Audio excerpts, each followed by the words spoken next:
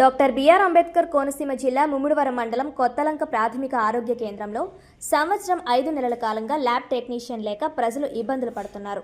ఈ సందర్భంగా వైద్యాధికారిని ముకుంద మీడియాతో మాట్లాడుతూ ల్యాబ్ టెక్నీషియన్ను నియమించాలని ఉన్నతాధికారులకు రిపోర్టు పెట్టినట్లు తెలిపారు. ప్రస్తుతం తుఫాను ప్రభావంతో సీజనల్ వ్యాధులు, దగ్గు, జలుబు వంటి కేసులు వస్తున్నాయని ప్రజలు జాగ్రత్తగా ఉండాలని సూచించారు. ప్రస్తుతం స్క్రబ్ టైఫస్ వ్యాధి కేసులు తమ పిహెచ్సి పరిధిలో నమోదు కాలేదని తెలిపారు. నేను డాక్టర్ ముకుంద కొత్తలంక పిహెచ్సి వైద్యాధికారిని. ప్రజెంట్ ఈ తుఫాన్ కారణంగానే ఈ వర్షాకాలం, చలికాలం ఈ టైంలో సీజనల్ వ్యాధులు ఎక్కువగా ప్రబలుతూ ఉంటాయి. వాటర్ బోర్న్ డిసీజెస్ అయిన టైఫాయిడ్ కూడా ఎక్కువగానే నమోదవుతూ ఉంటాయి. ప్రజెంట్ అయితే ఇంకా అంత ఎక్కువగా కేసెస్ లేవు, కానీ ఎక్కువ కోల్డ్, కాఫ్, ఫ్లూ సింటమ్స్తో జనాలు పిహెచ్సికి రావడం జరుగుతుంది.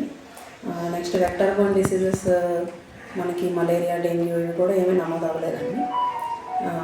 ఎక్కువగా ఇంకా అటు బందరు ఈ మధ్య స్క్రబ్ టైఫస్ గురించి వార్తా కథనాలు మనం ఎక్కువగా చూస్తున్నాము. కొత్తలంక పిహెచ్సి పరిధిలో ఎక్కడ కూడా స్క్రబ్ టైఫస్ వ్యాధిగ్రస్తులు కూడా ఎవరు ఏమీ నమోదు అవ్వలేదు కేసులు ప్రజెంట్ ఇప్పటి వరకు.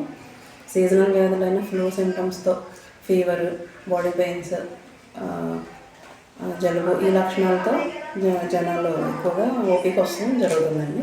మన కొత్తలంక పిహెచ్సిలో ఈ పాము కాటుకు కానీ, డాగ్ బైట్కి కానీ వీటన్నిటికీ వ్యాక్సిన్స్, అత్యవసర మందులు అన్నీ కూడా అందుబాటులో ఉన్నాయి. ప్రజెంట్ మాకు ల్యాబ్ టెక్నీషియన్ ట్రాన్స్ఫర్ అయ్యి వెళ్ళడం జరిగిందండి. ఇంకో 15 డేస్లో మాకు ల్యాబ్ టెక్నీషియన్ని వేస్తామని చెప్పి అధికారులు చెప్పున్నారు. మా డిఎంహెచ్ఓ గారు కూడా చెప్పున్నారు.